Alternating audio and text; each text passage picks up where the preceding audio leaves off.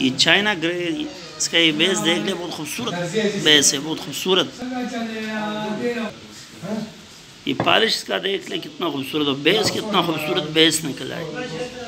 मतलब जिस तरह मतलब अगर ये सारा इस तरह लग जाए ना, स्टेप्स में भी बहुत खूबसूरत दिखेगा। अगर इसका स्टेप्स में तो इस तरह का लगाया जाए, फर्श पे भी, इसका फ़र्श भी बहुत खूबसूरत दिखेगा। और पॉलिश तो इंतहाई खूबसूरत पॉलिश है, और रेट भी इंतहाई मुनासिब रेट है इसका, बहुत कम रेट। तो ये अभी भी एक ऑर्डर में लोड हो रहा है।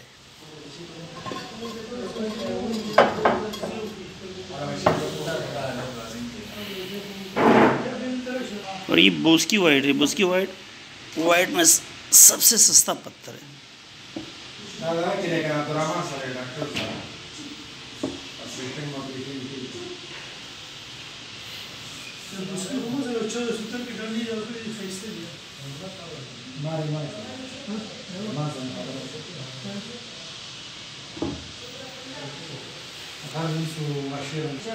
और ये ज़ियारत सुप्रीम में पड़ा है।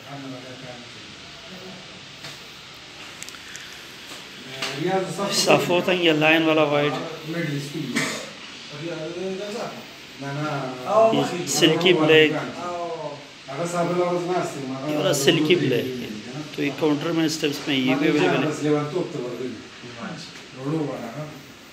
ज़ियारत वाइट ग्रे।